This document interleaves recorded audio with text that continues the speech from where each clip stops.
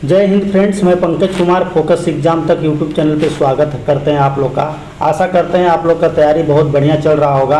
आज मैं आप लोग के लिए बीपीएससी द्वारा आयोजित बिहार शिक्षक प्राथमिक परीक्षा के लिए नए पैटर्न पर आधारित 5 विकल्प के साथ रुक्मणी प्लेटफॉर्म का न्यू बुक वॉल्यूम 2 लेकर आया हूँ। जैसा कि आप लोग को पता है, बीपीएससी के चेयरमैन अतुल प्रसाद जी के द्वारा रिसेंटली आपके एग्ज़ाम पैटर्न में थोड़ा सा बदलाव किया गया था। अब आपके एग्ज़ाम में 4 ऑप्शन नहीं, उसके बदले में आपको 5वां ऑप्शन देखने को मिलेगा। तो आपको कोई पैनिक होने की ज़रूरत नहीं है। 5 ऑप्शन वाला बुक आपको मैं लेकर आया हूं और ये सारे प्रश्न को मैं फुल कंसेप्ट के साथ मैं पूरा एक्सप्लेन और फुल डिस्कशन करवाऊंगा। और ये मेरा न्यू प्रैक्टिस सेट 1 होगा। इससे पहले मैंने ऑलरेडी आपको एडुटेरिया का 2 प्रैक्टिस सेट करवा चुका हूं। तो जो आप प्रैक्टिस सेट नहीं देखे हैं, जाकर अवश्य वीडियो देख ले। इसमें क्वेश्चन का जो लेवल है बहुत ही बढ़िया दिया गया है और आपके एग्जाम के लिए इम्पोर्टेंट होने वाला है। आपको मैं फुल कंसेप्ट के साथ सारा क्वेश्चन को मैं सोल्व करवाऊंगा, ताकि आपका एग्जाम हॉल में जो प्रश्न गलती हो रहा है उसको मैं सारे बिंदुओं को ध्यान में रखकर आपको मैं वीडियो बनाता हूं। देखो, आपके एग्जाम में क्या डिस्कशन दिया गया है ये मैटर नहीं करता है मेरे लिए। मैं जो डिस्कशन कराता हूँ आपके एग्जाम के लिए वो बहुत ही इंपॉर्टेंट होने वाला है। तो जो मैं बताऊँगा, जो मैं लिखूँगा, ठीक है, उस पर आप लोग जरूर ध्यान देना।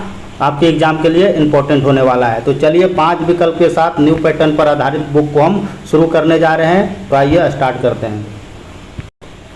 देखो मेरे भाई, इस बुक में जो है आपको मैथ और रीजनिंग भी दिया गया है। स्टार्टिंग में रुक्मणी वाले बुक में स्टार्टिंग में ही मैथ और रीजनिंग दिया गया है। तो ये मैथ और रीजनिंग इसमें जो है 40 दिया गया है। आपका मैथ रीजनिंग अच्छा होना चाहिए, क्योंकि मैथ और रीजनिंग आपके एग्जाम में स्कोर बहुत ही इंपॉर्टेंट रोल अदा करता है। तो देखिए, अभी ज़्यादा समय नहीं है आपके पास। अगर थोड़ा सा आपका लग रहा है कि मेरा मैथ कमजोर है, तो मैथ के पीछे आप ज़्यादा परेशान ना हो। आप रीजनिंग के पूरे क्वेश्चन को सोल्व करने की प्रैक्टिस कीजिए और कम से कम आपको मैथ में 10 नंबर तो सही करना ही करना पड़ेगा। ठीक है, तो मिला जुलाकर आपको मैथ और रीजनिंग में 25 नंबर आना चाहिए। ये भी आपके एग्जाम के लिए इंपॉर्टेंट होगा। देखो, इसमें मैथ रीजनिंग 40 दिया गया है। मैं मैथ रीजनिंग भी बहुत ईजी तरीका से आपको बता सकता हूँ, लेकिन देखो वीडियो लॉन्ग हो जाएगा। इसलिए मैं जो है अभी पेपर जो सोल्व करूँगा, आपको जीके का पेपर सोल्व करूँगा और मैं पूरे कंसेप्ट के साथ सारा प्रश्न को मैं डिस्कशन कराऊँगा, ताकि आपके एग्जाम हॉल में जो प्रश्न गलती हो रहा है वर्तमान समय में, उस प्रश्न को रोकने का काम कर रहा हूँ। तो ये सारे वीडियो को आप ध्यान से देखना। मैं एक एक चीज़ आपको पूरा कंसेप्ट के साथ करवाऊंगा।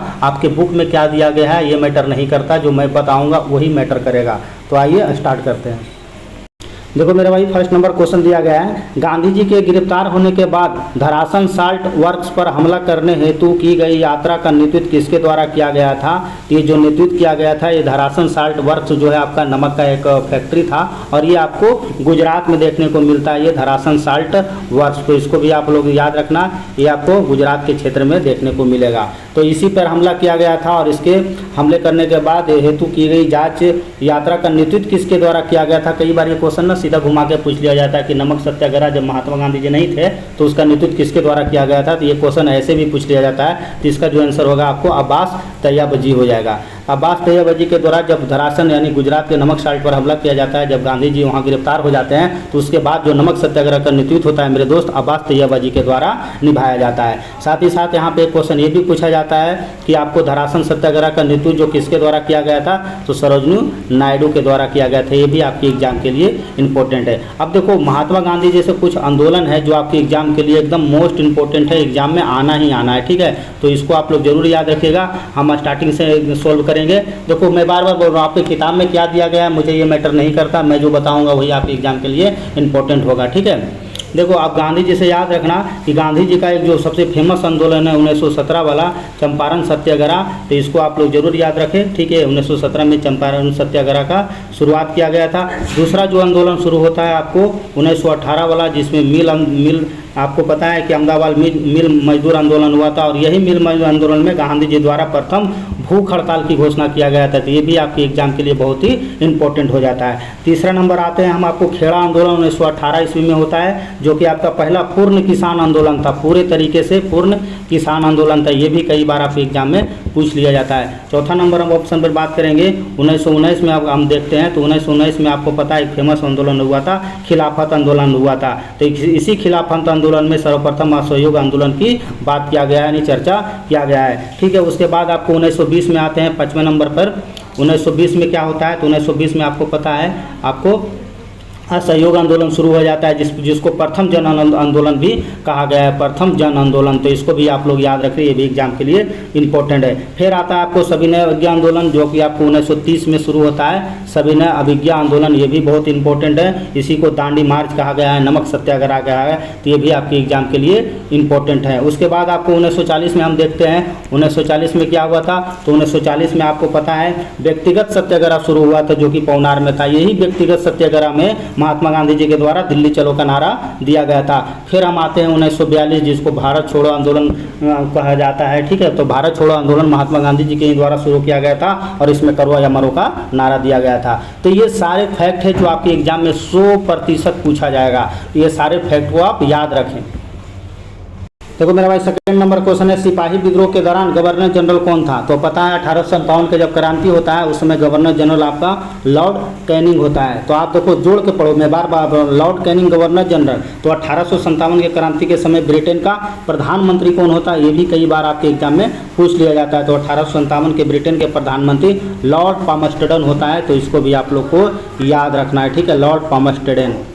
ठीक है, आपका गवर्नर खत्म, प्रधानमंत्री खत्म, दोनों कंसेप्ट के लिए। अब आते हैं 1857 की क्रांति। 1857 की जो क्रांति होता है मेरे दोस्त, ये शुरू जो होता है आपको 10 मई 1857 को, ये 1857 की क्रांति शुरू होता है। तो इसको आप लोग जरूर याद रखें। 1857 की जो क्रांति का जो नेतृत्व किया, जो शुरू किया गया था, उसमें आने मंगल पांडे का बहुत ही इंपॉर्टेंट रोल हो जाता है। तो मंगल पांडे से भी कई बार क्वेश्चन आपके एग्जाम में पूछ लिया जाता है। तो मंगल पांडे को जो फांसी दिया जाता है, ये इंपॉर्टेंट डेट है, 8 अप्रैल 1857 को मंगल पांडे को फांसी दिया जाता है। और मंगल पांडे जो है आपको कौन सा नेटिव इन्फेंट्री से संबंधित है, तो ये 34वीं बंगाल नेटिव इन्फेंट्री से संबंधित है। ये भी कई बार आपके एग्जाम में क्वेश्चन पूछ लिया जाता है। अब क्वेश्चन देखिए, एग्जाम में 1-2 क्वेश्चन और है जो पूछा जाता है बिहार के परिप्रेक्ष्य में। तो बिहार के परिप्रेक्ष्य में देखो 1857 के क्रांति से 2 महान नेता थे। एक थे आपको आरा से थे वीर कुंवर सिंह। तो कुंवर सिंह को आप लोग को याद रखना है, ये आरा से कुंवर सिंह थे और पटना से आपको पीर अली थे। तो इसको भी आप लोग को याद रखना है। ठीक है, कई बार सीधा सीधा आपके एग्जाम में क्वेश्चन पूछ लिया जाता है। तो क्रांति हो गया, नरसंहार हो गया, बहुत सारा लोग मारे गए 1857 की क्रांति में। उसके बाद क्या होता है कि एक जांच होता है। तो जांच के लिए भी क्वेश्चन पूछा जाता है कि 1857 की क्रांति के जांच के लिए कौन सा गठन किया गया था, उसके जांच के लिए कौन सा एक फॉर्मूला तैयार किया गया था। तो इसी में तैयार किया गया था पील आयोग का गठन। ठीक है, पील आयोग का गठन। तो आप लोग के एग्जाम में सीधा क्वेश्चन पूछ लिया जाता है कि 1857 की क्रांति के जांच हेतु किसका गठन किया गया था। तो इसको जरूर याद रखें, पील आयोग का गठन किया गया था। तो ये भी आपके एग्जाम के लिए बहुत ही इंपॉर्टेंट है। देखिए बहुत सारे इतिहासकार अलग अलग नाम दिया है 1857 को लेकर। ठीक है, तो देखो एक डिजरेली का नाम सुने होंगे, बहुत फेमस इतिहासकार है डिजरेली। तो डिजरेली का स्टेटमेंट था, ये कई बार क्वेश्चन आपके एग्जाम में पूछा जाता है। डिजरेली का स्टेटमेंट था कि 1857 का विद्रोह एक राष्ट्रीय विद्रोह था। तो इसको आप लोग जरूर याद रखें। देखिए क्वेश्चन तो बहुत सारा है, लेकिन मुझे सारा सोल्व करवाना है। तो चलिए नेक्स्ट क्वेश्चन देखते हैं। तो दोस्त मैं बार बार बोल रहा हूँ, आपकी किताब में क्या दिया है डजेंट मैटर, जो मैं बताऊंगा वो इंपॉर्टेंट करेगा। ठीक है, तो मैं जो बता रहा हूँ एक एक चीज़ आप नोट डाउन करना, आपके एग्जाम के लिए बहुत ही इंपॉर्टेंट होता है। अगर नोट डाउन नहीं भी करोगे तो अगर सुन भी लोगे तो आपका एग्जाम में काम हो जाएगा। बुक में क्या दिया गया उससे मुझे मतलब नहीं है। मैं जो भी पेपर सोल्व कराता हूँ, चाहे ड्यूटेरिया का करवाऊँ, चाहे इसका कराऊँ रुक्मणी का या फिर दृष्टि का, सारा जो डिस्कशन होता है मैं अपना खुद कर देता हूँ क्वेश्चन को कोरिलेट करके। तो ये बहुत ही ज़्यादा इंपॉर्टेंट होने वाला है आपके एग्जाम के लिए। देखिए नेक्स्ट क्वेश्चन है कि गवर्नर जनरल लॉर्ड डलहौजी ने किस साम्राज्य को चेर नाम से घोषित किया था। तो जब ये गवर्नर जनरल था लॉर्ड डलहौजी, तो किस साम्राज्य को चेर नाम दिया था। तो ये जो अवध साम्राज्य होता है उसको गवर्नर जनरल लॉर्ड डलहौजी चेर नाम दिया था। एक्चुअल में हुआ था कहने कि 1856 में जो अवध राज का जो होता है आपको विलय कर दिया जाता है, उस पर कुशासन का आरोप लगा दिया जाता है। तो इसी के परिप्रेक्ष्य में ये क्वेश्चन फ्रेम किया गया और उसी को ही आपको चेर नाम दिया गया था। किसको नाम दिया गया था, तो ये अवध साम्राज्य को चेर नाम दिया गया था। तो ये भी क्वेश्चन आपके एग्जाम के लिए इंपॉर्टेंट हो जाता है। अब देखो ये डलहौजी से बहुत ज़्यादा आपके क्वेश्चन एग्जाम में पूछा जाता है। तो लॉर्ड डलहौजी जो होता है आपको पता है, इसने हड़प पॉलिसी लेकर शुरू किया था, हड़प की नीति। तो इसको आप लोग जरूर याद रखें, हड़प नीति किसके द्वारा शुरू किया गया था। तो ये लॉर्ड डलहौजी के द्वारा ये शुरू किया गया था। तो ये भी आपके एग्जाम के लिए बहुत ही इंपॉर्टेंट होने वाला है। और देखो डलहौजी से आपको हड़पने की नीति होता आपको बताया दिया। डलहौजी से और बहुत सारा क्वेश्चन है जो आपके एग्जाम के क्वेश्चन पूछा जाता है। इसके समय में ना द्वितीय आंग्ल सिख युद्ध हुआ था, ये भी कई बार आपके एग्जाम में पूछ लिया जाता है। तो इसको भी आप लोग याद रखना, द्वितीय आंग्ल सिख युद्ध। तो ये भी बहुत इंपॉर्टेंट है आपके एग्जाम के लिए, इसको भी आप लोग याद रखना है। एक क्वेश्चन जो सबसे ज़्यादा पूछा जाता है, भारत में रेलवे का जनक किसको कहा जाता है, तो लॉर्ड डलहौजी को कहा जाता है। एक क्वेश्चन और मैं बताता हूँ जो कि आपको बहुत कम देखने को मिला बुक में। लॉर्ड डलहौजी जो पहला ऐसा गवर्नर जनरल था जो पहली बार PWD, ठीक है, PWD जिसको बोला जाता है आपको सार्वजनिक निर्माण विभाग, तो PWD किसके द्वारा शुरू किया गया था, तो ये आपको लॉर्ड डलहौजी के द्वारा शुरू किया गया था। ये भी कई बार आपके एग्जाम में प्रश्न पूछ लिया गया है। ये सब आपको बुक में नहीं दिया गया है, मैं बार बार बता रहा हूँ, जो मैं बता रहा हूँ वो बहुत ही इंपॉर्टेंट होने वाला है। तो ये 4-5 फैक्ट है, इसको आप लोग जरूर याद रखें। देखिए नेक्स्ट क्वेश्चन जो दिया गया आपको, निम्नलिखित में से किसने रेड शॉर्ट्स आंदोलन आयोजित किया गया था। तो देखिए आपके एग्जाम में न्यू पैटर्न के क्वेश्चन है, तो जिसमें उपरोक्त में से एक से अधिक, उपरोक्त में से कोई नया ऑप्शन दिया गया है। तो ये रेड शॉर्ट्स आंदोलन किसके द्वारा शुरू किया गया था, रेड शॉर्ट्स को ही मेरे दोस्त इसको लाल कुर्ती कहा गया। अब आप लोग आसानी से आंसर दे पाओगे, ठीक है, लाल कुर्ती। तो ये नाम चेंज कर दिया गया था। तो आप तो बता ही सकते हो कि किसके द्वारा लाल कुर्ती आंदोलन शुरू किया गया था। बहुत ही फेमस क्वेश्चन है, आपके एग्जाम में ये पूछते रहता है। तो रेड शॉर्ट्स यानी लाल कुर्ती का जो है आंदोलन शुरू किया गया था, आपको खान अब्दुल गफ्फार खान के द्वारा ये शुरू किया गया था। देखिए बहुत ही इंपॉर्टेंट क्वेश्चन है, ये खान अब्दुल गफ्फार खान से बहुत क्वेश्चन आपके एग्जाम में पूछा जाता है। देखो इसके खान अब्दुल गफ्फार के द्वारा 1929 ईस्वी में आपको खुदाई खिदमतगार, ठीक है, खुदाई बहुत बार आपके एग्जाम में पूछा है, ये खुदाई खिदमतगार का गठन किया गया था। ये आपके एग्जाम में बहुत ज़्यादा पूछा जाता है, तो इसको आप लोग जरूर याद रखें, बहुत ही इंपॉर्टेंट है ये क्वेश्चन दोनों। तो ये क्वेश्चन देखो, और एक क्वेश्चन देखो इससे पूछा जाता है ना, आपका ये अक्सर पढ़े होंगे आप लोग खिलाफत आंदोलन से, ठीक है। देखो नाम भी दिया गया, ऑप्शन में दिया गया, तो मैं बताता हूँ, शौकत अली है इसमें। खिलाफत आंदोलन जो शुरू किया गया था आपको, खिलाफत आंदोलन 2 भाई मिलकर शुरू किया गया था। ये 1919 में प्रारंभ होता है और इसमें 2 भाई होते हैं, एक तो आपको हो जाता है शौकत अली और एक मोहम्मद अली। तो ये दोनों अली बंधु को याद रखना, इसे अली बंधी भी इतिहास में बोला गया, अली बंधु। तो ये आप लोग याद रखना, खिलाफत आंदोलन 1919 में शुरू होता है, 2 भाइयों के द्वारा, शौकत अली और मोहम्मद अली के द्वारा ये शुरू किया जाता है। खान अब्दुल गफ्फार खान से जो मैं क्वेश्चन बताया वो इंपॉर्टेंट है। और एक देखो मौलाना अब्दुल कलाम आज़ाद से, देखो इसी से जुड़ा हुआ है, तो इसको भी मैं बता देता हूँ। मौलाना अब्दुल आज़ाद से एक क्वेश्चन पूछा जाता है, इनके द्वारा एक पुस्तक प्रकाशित किया गया था, अल हिलाल, ठीक है। तो अल हिलाल और कामरेड ये दोनों बहुत ही इंपॉर्टेंट है, ये दोनों याद रखना, ठीक है। अल हिलाल और कामरेड किसके द्वारा प्रकाशित किया गया था, तो ये मौलाना अब्दुल कलाम आज़ाद के द्वारा प्रकाशित किया गया था। देखो नेक्स्ट क्वेश्चन है, किस आंदोलन को भारत का पहला सविनय अभिज्ञा आंदोलन कहा जाता है। बहुत ही इंपॉर्टेंट क्वेश्चन है ये, कह रहा है किस आंदोलन को भारत का पहला सविनय अभिज्ञा आंदोलन कहा जाता है। तो ये चंपारण सत्याग्रह होता है, जो कि 1917 ईस्वी में शुरू हुआ था। तो चंपारण सत्याग्रह को भारत का पहला अभिज्ञा आंदोलन कहा जाता है। अब देखो चंपारण सत्याग्रह से 2-3 क्वेश्चन है जो आपके एग्जाम में पूछा जाता है। तो चंपारण सत्याग्रह का नेतृत्व गांधी जी के द्वारा शुरू किया गया था, लेकिन इनके साथ में कौन थे, ये आपके एग्जाम के लिए इंपॉर्टेंट है। तो साथ तो सबसे पहले रामचंद्र शुक्ला जी थे, तो शुक्ला जी को जरूर याद रखने, रामचंद्र शुक्ल भी साथ में थे। और देखो बहुत सारा चंपारण सत्याग्रह जांच के लिए नेता शामिल थे, तो इसमें आपको JB कृपलानी भी थे, ये भी कई बार आपके एग्जाम में पूछ लिया जाता है। JB कृपलानी थे साथ में, ठीक है। राजेंद्र प्रसाद जिनको देश रत्न भी कहा जाता है, राजेंद्र प्रसाद भी थे साथ में, महादेव देसाई भी थे। ये मैं क्यों बता रहा हूँ, सारा का नाम मैं अभी आपको बताऊँगा। आपको और भी बहुत सारे लोग थे, जैसे आपको महादेव देसाई भी थे, ये भी कई बार क्वेश्चन आपके एग्जाम में पूछा जाता है। तो मैं और नरहरि पारिक भी थे, नरहरि पारिक। ये एग्जाम में इसलिए मैं इतना बता दे रहा हूँ ना कि एग्जाम में एक क्वेश्चन पूछ लिया जाता है कि चंपारण सत्याग्रह जो हुआ था उसके जांच के लिए आप 4 ऑप्शन दे देगा, कहेगा निम्नलिखित में से कौन साथ नहीं थे। तो ये सारे इसलिए आपके इंपॉर्टेंट हो जाएगा। 1-2 जो होता है विरोध किया गया था, ये विरोध वाला भी आप लोग जरूर याद रख लें। जब चंपारण सत्याग्रह शुरू हुआ था तो ये आप नाम सुने होंगे, NG रंगा के द्वारा ये चंपारण सत्याग्रह का विरोध किया गया था। तो कई बार ये क्वेश्चन आपके एग्जाम में पूछ लिया जाता है, तो इसलिए मैं इसको बता देता हूँ। और देखो ये चीज़ याद रखना, चंपारण सत्याग्रह के दौरान रविन्द्रनाथ टैगोर के द्वारा गांधी जी को महात्मा की उपाधि दिया गया था। ये भी अब बहुत इंपॉर्टेंट है आपके एग्जाम के लिए, ठीक है। चंपारण सत्याग्रह के द्वारा महात्मा गांधी जी को महात्मा की उपाधि दिया गया था, किसके द्वारा, रविन्द्रनाथ टैगोर के द्वारा। तो ये भी इंपॉर्टेंट है आपके एग्जाम के लिए। देखिए सुएज नहर से आपका 2 क्वेश्चन पूछा जाता है एग्जाम में। सुएज नहर का सुएज नहर नामक कृत्रिम जल मार्ग निम्नलिखित में किस सागर से जोड़ता है? वो कृत्रिम है, आपको पता है, इसको मनुष्य द्वारा बनाया गया था। तो ये मतलब किसको किसको, दो सागरों को जोड़ता है? तो ये आपको पता है भूमध्य सागर और लाल सागर को जोड़ता है। आपको पता होगा कि ये जो सुएज नहर है आपका, ये मिस्र में पड़ता है। उस समय मिस्र के जो राष्ट्रपति था कौन था? मिस्र का जो राष्ट्रपति था उस समय अब्दुल नासिर था। तो अब्दुल नासिर के द्वारा ही आपको 1956 में ये सुएज नहर का राष्ट्रीयकरण किया गया था। तो ये क्वेश्चन आपके एग्जाम में बहुत बार पूछा गया है, ठीक है, कि सुएज नहर का राष्ट्रीयकरण कब किया गया था? तो ये 1956 में किया गया था। और उस समय राष्ट्रपति कौन था मिस्र का? तो अब्दुल नासिर था। ये क्वेश्चन इंपॉर्टेंट है, इसको आप लोग जरूर याद रखें। देखिए नेक्स्ट क्वेश्चन है, हडसन नदी निम्नलिखित में से किस शहर से होकर बहती है? यानी हडसन नदी किस शहर से होकर बहती है? तो आपका जो हडसन देखने को मिलेगा ये न्यूयॉर्क में देखने को मिलता है, अमेरिका में है, ठीक है। कुछ है शहर जो नदी किनारे बसा हुआ है, जो आपके एग्जाम में हमेशा पूछा जाता है।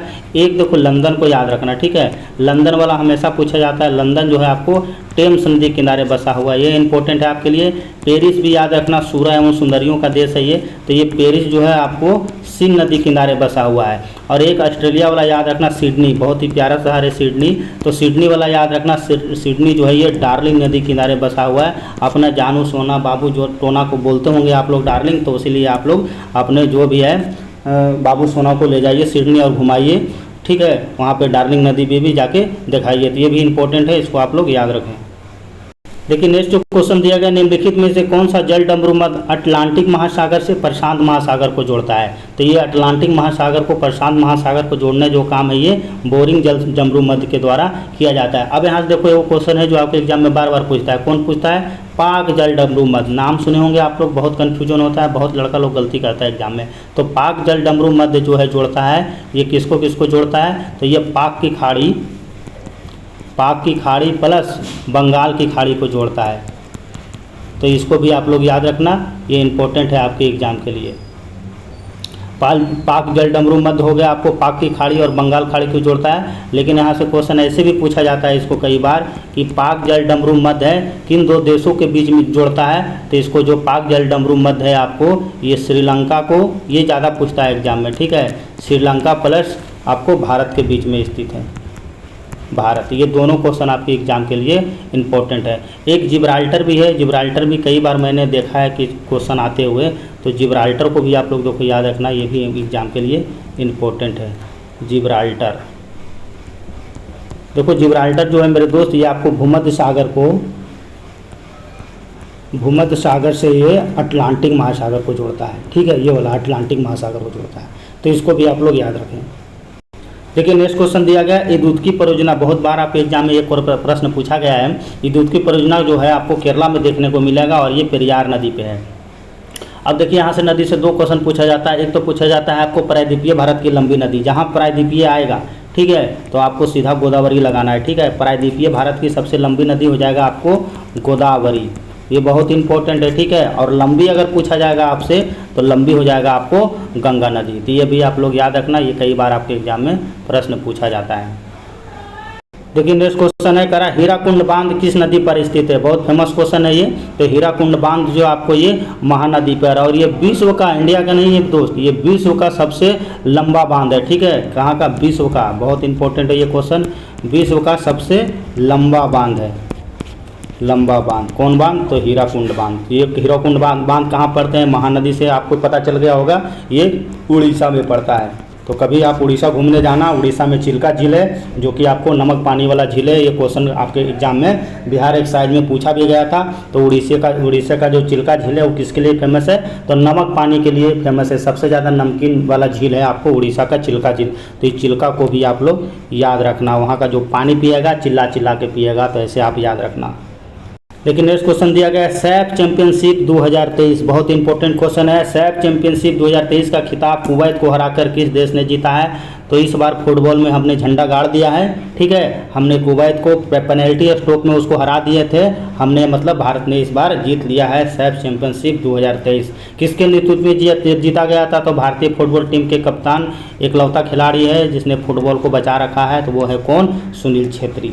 तो सुनील छेत्री को भी आप लोग याद रखें। क्रिकेट, केवल क्रिकेट नहीं देखे विराट कोहली धोनी मतलब मत किया करो ज़्यादा, कभी कभी फुटबॉल भी देख लिया करो, ठीक है। तो ये आप भारतीय फुटबॉल टीम के कप्तान कौन है? सुनील छेत्री।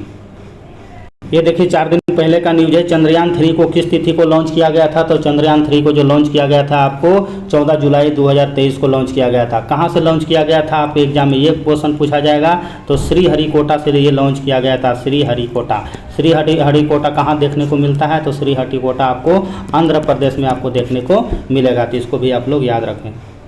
देखिए नेक्स्ट क्वेश्चन है, छात्रों को उद्यमशीलता का विश्वास और कौशल विकास करने के लिए तेजस्वी कार्यक्रम कहाँ शुरू किया गया था? बहुत सा दिमाग लगा देगा स्टूडेंट, तेजस्वी है तो ये बिहार का ही होगा। नहीं, गलती हो जाएगा वैसे क्वेश्चन, ठीक है। तो तेजस्वी कार्यक्रम जो शुरू किया गया था ये आपको मध्य प्रदेश में शुरू किया गया है। नेक्स्ट क्वेश्चन है, जल शक्ति मंत्रालय द्वारा जारी किए गए निकायों को पहली गणना के अनुसार सर्वाधिक जलाशय वाला राज्य कौन सा है? ये सब क्वेश्चन मैं ऑलरेडी पहले टेलीग्राम पर सेट कर रखा हूँ, ठीक है। जो हमसे जुड़ना चाहते हैं टेलीग्राम पे हम क्वेश्चन सेट करते हैं, वहाँ आप जुड़ सकते हैं। वैसे क्वेश्चन सेट किया जाता है जो एग्जाम में 100% आता है, ठीक है। तो ये आपका पश्चिम बंगाल इसका आंसर हो जाएगा। देखिए नेक्स्ट क्वेश्चन है, हाल ही में अजरबैजान के बाकू में आयोजित ISSF विश्व कप 2023 में भारत पदक तालिका में कौन से स्थान पर रहा था? देखो कई बार ये क्वेश्चन पूछ लिया जाता है, बाकू किसके लिए प्रसिद्ध है? तो बाकू तेल के लिए प्रसिद्ध है, इसको भी आप लोग याद रखना। तो ये ISSF विश्व कप 2023 में भारत ने टोटल कितना पदक जीता था? तो भारत जो था उसमें केवल आपको भारत को जो स्थान पूछा गया तो भारत का स्थान इसमें मेरे दोस्त दूसरा था। तो भारत देखो इस पदक में आपको 1 स्वर्ण पदक जीता था, ठीक है। 1 स्वर्ण पदक जीता था, इसमें 2 रजत जीता गया था, 2 रजत पदक जीता गया था और 1 जो है कांस्य पदक जीता गया था, ठीक है। तो इसमें जो भारत का रैंकिंग पूछ रहा है आपको, भारत का रैंकिंग इसमें दूसरा था। ये जो स्वर्ण पदक जीता गया था आपके एग्जाम में देखो क्वेश्चन इससे पूछा जाएगा। 1 स्वर्ण पदक कौन खिलाड़ी जीता था? तो ये सरबजीत सिंह को याद रखना, ठीक है। सरबजीत सिंह, आपको सरबजीत और प्लस 1 को याद और रखना है, दिव्या को, ठीक है। दिव्या भारती को आप लोग याद रखना, ठीक है। अब तो रही नहीं दिव्या भारती, तो कोई नहीं, आप नाम याद रखना। दिव्या भारती और सरबजीत को 10 मीटर एयर पिस्टल में दोनों को स्वर्ण पदक दिया गया था। तो ये आपके एग्जाम के लिए इंपॉर्टेंट है, ये क्वेश्चन आपसे पूछा सकता है। देखिए नेक्स्ट क्वेश्चन है, सांग महोत्सव, अभी हाल ही में ये महोत्सव मनाया गया था। सांग महोत्सव जो है मेरे दोस्त ये हरियाणा में मनाया जाता है। कुछ महोत्सव है जो आपके एग्जाम में बार बार पूछा जाता है। एक हम नागालैंड का चर्चा करते हैं जो सबसे ज़्यादा पूछा जाता है, मैं वही बता दूंगा आपको। नागालैंड में एक हर बार मनाया जाता है हॉर्न फेस्टिवल, आप देखे होंगे बहुत बार ये क्वेश्चन एग्जाम में वेरी करता है, ठीक है। तो हॉर्नबिल फेस्टिवल कहाँ मनाया जाता है? ये आपको नागालैंड में मनाया जाता है। अब तमिलनाडु चलते हैं। तमिलनाडु वाला अभी हाल फिलहाल सुप्रीम कोर्ट उसको याचिका भी दायर कर दिया गया है, यानी दे दिया गया, मान्यता मिल गया है, ठीक है। तमिलनाडु का जो ये जल्लूकट्टू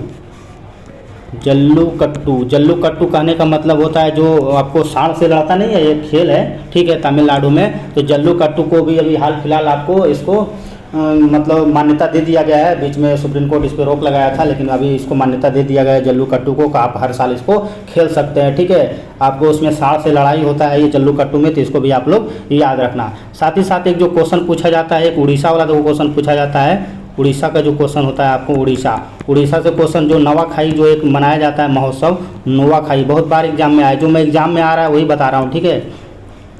नवाखाई महोत्सव मनाया जाता है, कहाँ मनाया जाता है? उड़ीसा में मनाया जाता है। और पंजाब में ये आपका राजस्थान को देखते हैं तो राजस्थान में आपको पता है एक फेमस मेला लगता है पुष्कर का मेला से देखो याद आ गया, आप लोग बिहार में परीक्षा देना जा रहे हो तो बिहार में अभी जो मेला लगा है मलमास का मेला लगा हुआ है, ठीक है। मलमास का मेला जो होता है 3 साल पे लगाया जाता है और ये आपको राजगीर में लगा हुआ है। तो जो भी आप बिहार के स्टूडेंट हैं एक बार मलमास मेला भी जाकर घुमा करो, थोड़ा सा बिहार पर्यटन को बढ़ावा मिलेगा और बिहार को कुछ फायदा होगा, ठीक है। तो ये सारे क्वेश्चन है, आप लोग याद रखना। मैं पंजाब भी लगता है बोला था अभी ना, तो चलो पंजाब के बारे में भी बताता हूँ। पंजाब में जो है आपको पता है दो महोत्सव है वहाँ, एक तो गुरु पर्व मनाया जाता है और एक बैसाखी मनाया जाता है। तो ये सारे इंपॉर्टेंट क्वेश्चन है जो एग्जाम में पूछा जाता है, मैं वही चीज़ आपको बता रहा हूँ।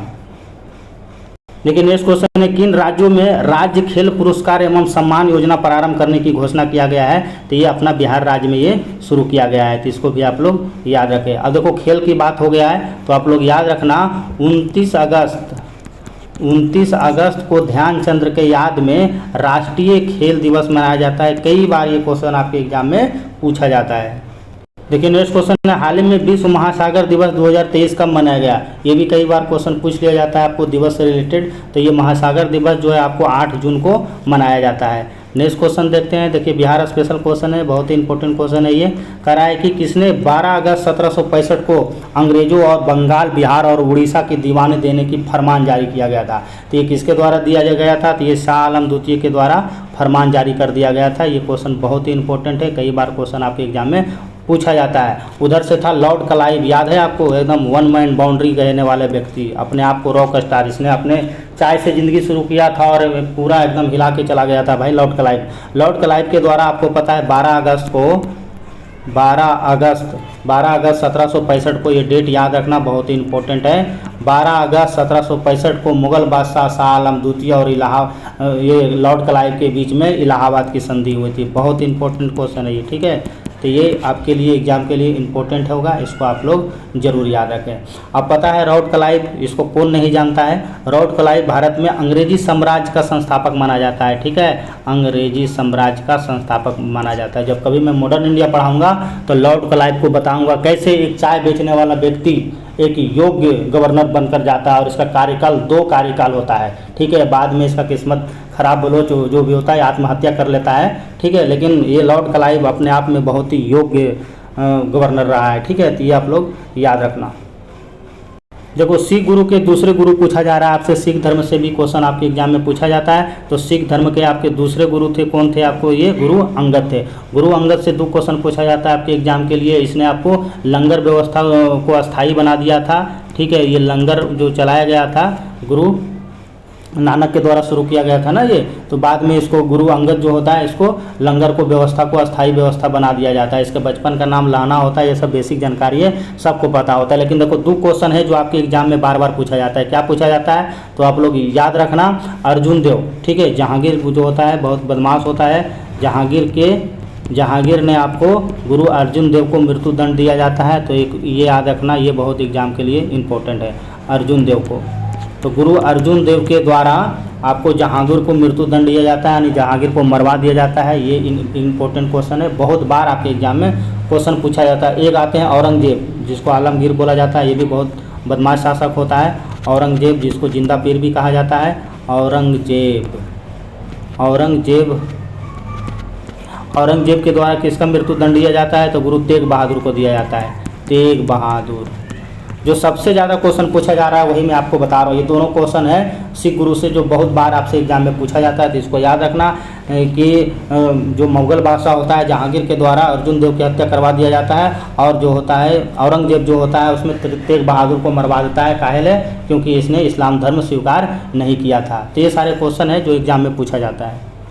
देखिए नेक्स्ट क्वेश्चन है, 19वीं शताब्दी में हिंदू धर्म का पुनर्जागरण का श्रेय किसे जाता है? देखो मैं बार बार बोल रहा हूँ, आपकी किताब में क्या दिया हुआ है ये मैटर नहीं करता है, जो मैं डिस्कशन करा रहा हूँ वो आपके एग्जाम के लिए बहुत ही इंपॉर्टेंट होने वाला है। मेरा भी इस क्षेत्र में, एजुकेशन के क्षेत्र में, खास करके जनरल कंपटीशन के क्षेत्र में 15 साल का एक्सपीरियंस है। बहुत सारे एग्जाम मैंने भी निकाला है और फिलहाल मैं गवर्नमेंट जॉब कर रहा हूँ। तो आपको जो भी बताऊँगा आपको एग्जाम ओरिएंटेड बताऊँगा, जो एग्जाम में पूछा जा रहा है उसी को मैं कोरिलेट करके आपको बताऊँगा। देखो राजा राम मोहन राय से बहुत सारा क्वेश्चन पूछा जाता है। इसमें भारत का पुनर्जागरण कहा जाता है, भारत में इसको अग्रदूत भी बोला गया है, ठीक है। भारत में इसको मसीहा भी बोला जाता है, और भारत में इसको पत्रकारिता का भी जनक बोला जाता है, ठीक है। पत्रकारिता का भी इसको जनक बोला जाता है, किसको? राजा राम मोहन राय के द्वारा। राजा राम मोहन राय के द्वारा आप पढ़े होंगे 1829 इसमें लॉर्ड विलियम बेटिंग के द्वारा सती प्रथा को पूरी तरह से अंत कर दिया जाता है। तो ये भी क्वेश्चन कई बार आपके एग्जाम में पूछा जाता है। आगे चलकर राजा राम मोहन जो होता है पहले 1815 में इसके द्वारा आपको आत्मीय सभा की स्थापना किया गया था। तो ये भी कई बार क्वेश्चन आपके एग्जाम में प्रश्न पूछा जाता है। आगे चलकर ये डेविड हेयर के साथ मिलकर 1817 में हिंदू कॉलेज की भी स्थापना किया जाता है। कब? 1817 में राजा राम मोहन राय के द्वारा किसके साथ मिलकर? डेविड हेयर के साथ मिलकर 1817 में हिंदू कॉलेज की भी स्थापना किया जाता है। तो देख मेरे दोस्त, जो मैं बता रहा हूँ उस पर फोकस देना, किताब के चक्कर में मत पढ़ना। किताब में कुछ भी सेट कर देता है, लेकिन आप कोरिलेट करके पढ़ोगे तभी आप एग्जाम हॉल में क्वेश्चन सही कर पाओगे, वरना कंफ्यूजन में आप गलती मार के आओगे। देखिए ये भी क्वेश्चन बहुत इंपॉर्टेंट है। करा भगत सिंह और उसके साथियों ने बदला लेने के लिए ब्रिटिश अधिकारी जॉन सैंडर्स की हत्या कर दी गई थी। ये देखिए कहानी शुरू होता है आपको कहाँ से? ये आपको साइमन कमीशन से ये कहानी शुरू होता है, ठीक है। इंडिया में साइमन कमीशन का जो शुरुआत किया गया था आपको पता है 8 नवंबर को 1927 को आपको पता है सर साइमन का कमीशन का गठन किया गया था संवैधानिक सुधारों के लिए। और ये जो भारत जो आता है ये कब आता है, तो भारत 1928 ईस्वी में आपको भारत ये आता है। कहाँ आता है, बम्बई आता है। एक्चुअल में हुआ था क्या कि इसमें लाला लाजपत राय का मृत्यु हो जाता है, क्योंकि साइमन कमीशन का विरोध किया जाता है, उसी के परिप्रेक्ष्य में मृत्यु हो जाता है। और उसी के परिप्रेक्ष्य में ये देखो क्वेश्चन फ्रेम किया गया है। तो क्वेश्चन जो पूछ रहा है आपसे कि भगत सिंह और उसके साथियों ने किसका बदला लेने के लिए अधिकारी जॉन सैंडर्स की हत्या कर दिया गया था। तो किसका हत्या लेने के लिए, तो अब पता है ना आपको, इसमें लाला लाजपत राय की मृत्यु हो जाता है और इसी का बदला लेने के लिए जॉन सैंडर्स को हत्या करवाता है। तो ये क्वेश्चन आपके एग्जाम के लिए पूछा जाता है। ठीक है, साइमन कमीशन से बहुत सारा क्वेश्चन पूछा जाता है, क्योंकि एक्चुअल में इसमें विरोध इसलिए होता है ना साइमन कमीशन में, क्योंकि इसमें एक भी भारतीयों को शामिल नहीं करता है, जिस कारण लाला लाजपत राय इसमें आपको विरोध किया जाता है। और इसी के समय में लाला लाजपत राय को ये डेट याद रखना, कई बार ये पूछ लिया जाता है, 17 नवंबर 1928 ईस्वी को आपको इनके सर पे लाठी पड़ता है, जिस कारण इनका मृत्यु हो जाता है। इसके बाद ही आपको भगत सिंह और उसके साथी के द्वारा जॉन सैंडर्स की हत्या कर दी जाती है। तो ये क्वेश्चन आपके एग्जाम के लिए इंपॉर्टेंट है। देखिए नेक्स्ट क्वेश्चन है, सिकंदर के गुरु। सिकंदर महान बहुत ही योग्य शासक, ठीक है। तो सिकंदर के जो गुरु कौन होता है, सबको पता होता है, सिकंदर के गुरु होता है आपको अरस्तु होता है। सिकंदर जो होता है आपको पता है 359 BC में आपको ये मकदूनिया का शासक बनता है और इसका जो मृत्यु हो जाता है 336 में इसका मृत्यु होता है। तो ये भी आप लोग याद रखना, ठीक है। 336 BC में इसका मृत्यु हो जाता है। बहुत कम एज में ये, मात्र देखो पढ़ा होगा आप लोग, मात्र 20 साल के एज में ये सिकंदर जो होता है ये मकदूनिया का शासक बनता है। और इसके समय में आपको पता है सिकंदर जो होता है, कई बार क्वेश्चन पूछता है जी सिकंदर जो होता है ना भारत पर आक्रमण कब करता है, तो 326 BC में करता है। ये डेट याद रखना, ये डेट कई बार आपके एग्जाम में पूछ लिया जाता है, ठीक है, कि सिकंदर भारत पर आक्रमण कब करता है, 326 BC में आपको BC में ये भारत पर आक्रमण करता है। तो ये इंपॉर्टेंट है आपके एग्जाम के लिए। देखिए बहुत ही बढ़िया क्वेश्चन है ये, झेलम का युद्ध। देखिए झेलम का युद्ध कब हुआ था, देखिए ये इसको कंसेप्ट थोड़ा सा समझो। झेलम का युद्ध का ना हाइडे स्पीच का भी युद्ध कहा जाता है, आप लोग नाम सुने होंगे, हाइडे स्पेच का युद्ध इसको बोला जाता है, ठीक है, हाइडे स्पेच का युद्ध। तो ये जो हाइडे स्पीच का युद्ध बोलो चाहे झेलम का युद्ध बोलो, ये जो युद्ध होता है आपको 326 BC में होता है, ठीक है। किसके किसके बीच होता है, तो एक तरफ मकदूनिया का शासक होता है सिकंदर और एक होता है भारत का वीर कौन, पोरू, ठीक है। एक तरफ आपको सिकंदर मिलेगा और एक तरफ आपको पोरू मिलता है। पोरू कहने का मतलब होता है पोरस, ठीक है। पोरस भी अपनी योग्यता का परिचय देता है सिकंदर को, ठीक है। बहुत दोनों में युद्ध होता है, घमासान होता है, लेकिन बाद में ये सिकंदर ही जीतता है, ठीक है। बाद में जो होता है आपको सिकंदर जीत जाता है, लेकिन सिकंदर इसकी ताकत और बाहुबलता को मानते हुए, लोहा मानते हुए सिकंदर इसको माफ़ कर देता है पोरस को। ये क्वेश्चन देखो इंपॉर्टेंट एग्जाम में क्वेश्चन पूछ दिया जाता है, ठीक है। तो इसमें सिकंदर हार तो जाता है, लेकिन सिकंदर इतना ईजी से नहीं हारता है। ये पोरस जो है आपको इतना इजी से नहीं हारता है। तो सिकंदर इसको मानता है कि आप भी एक योग्य शासक हो, अच्छा लगा युद्ध आपके साथ जो मैंने जो युद्ध लड़ा। तो इसी के परिप्रेक्ष्य में सिकंदर क्या होता है, ये भारत इसको बहुत सारा चीज़ देकर वापस चला जाता है। तो ये क्वेश्चन कई बार एग्जाम में आपसे पूछा जाता है, तो इसको भी आप लोग याद रखना। और बाद में आपको पता है कि इसका जो ब्यास नदी होता है सिकंदर की सेना नहीं पार कर पाता है और ये वापस चला जाता है अपना मकदूनिया। तो यहाँ से भी क्वेश्चन आपके एग्जाम में प्रश्न पूछा जाता है कई बार। जब सिकंदर आक्रमण करता है ना, कई बार क्वेश्चन पूछा भी जाता है कि जब सिकंदर आक्रमण करता है उस समय भारत पर कौन सा वंश होता है, तो उस समय जो होता है मगध पर आपका नंद वंश होता है, ठीक है। नंद वंश का शासक कौन होता है, उस समय घनानंद होता है। बाद में फिर आपको पता ही, क्वेश्चन इंपॉर्टेंट है मैं इसलिए बता रहा हूँ, बाद में आपको जो होता है चंद्रगुप्त मौर्य होता है, घनानंद के मार के आपको मौर्य वंश का स्थापना करता है। तो ये सब क्वेश्चन आपके एग्जाम के लिए इंपॉर्टेंट है।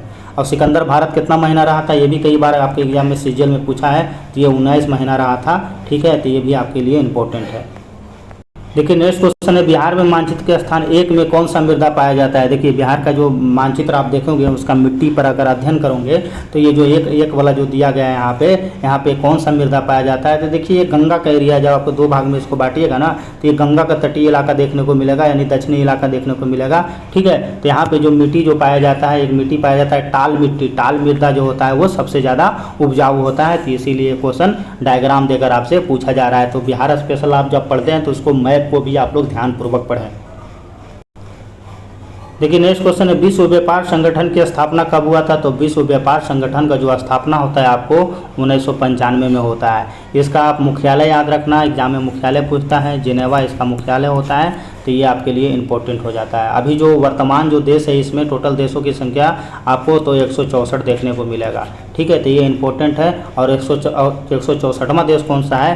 तो ये अफगानिस्तान का है, तो ये भी आपके लिए अफगानिस्तान। तो ये 3-4 फैक्ट है जो आपसे एग्जाम में पूछा जाएगा। देखिए नेक्स्ट क्वेश्चन है, कांडला पतन या कांडला फोर्ट बहुत बार आपके एग्जाम में पूछा जाता है। ये कांडला पतन ये आपके गुजरात में देखने को मिलता है, ठीक है। गुजरात में कहाँ देखने को मिलेगा ये? तो ये आपको कच्छ की खाड़ी में देखने को मिलता है। आंसर आपका इसका ए हो जाएगा, तो इसको भी आप लोग याद रखना। ये खंबात की खाड़ी भी जो है मेरे दोस्त, ये भी गुजरात का ही पार्ट है, तो ये भी गुजरात में ही देखने को मिलता है। नेक्स्ट क्वेश्चन देखते हैं, गंगा ब्रह्मपुत्रा डेल्टा क्षेत्र का वन निम्नलिखित में से किस नाम से जाना जाता है? तो गंगा ब्रह्मपुत्रा डेल्टा क्षेत्र के नाम से जाना जाता है। ये सब आप लोग पढ़ चुके होंगे, यानी ये सुंदरवन का पार्ट है जो कि आपको बंगाल में देखने को मिलता है। आपको पता है सुंदरवन के बारे में, ये विश्व का सबसे बड़ा डेल्टा है, में भी सबको पता होगा, ठीक है। ये विश्व का सबसे बड़ा डेल्टा है और ये आपको पता है कि बंगाल के क्षेत्र में ये देखने को मिलता है।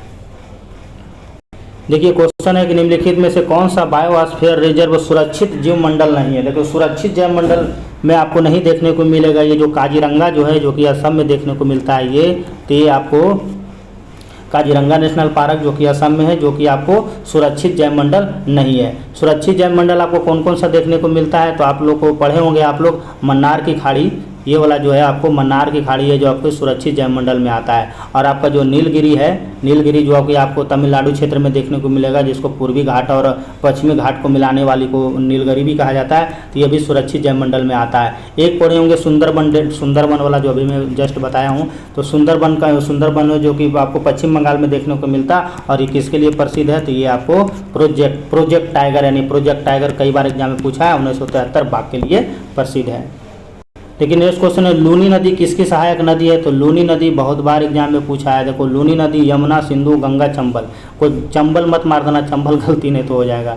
लूनी नदी जो है आपको सहायक नदी, इसका आंसर जो होगा आपको उपरोक्त में से कोई नहीं हो जाएगा। लूनी नदी जो है ना, आरा परवली के निकट में ये आपको नदी देखने को मिलता है और ये नदी जो होता है आपको ये इधर राजस्थान के एरिया में ये आपको देखने को मिलता है। तो ये लूनी नदी जो है अरावली पर्वत के निकट ये नाग पहाड़ी से उत्पन्न होता है, तो इसको आप लोग जो कि आपको कच्छ के रन में जाके ये गिर जाता है, ठीक है। कहाँ गिरता है ये?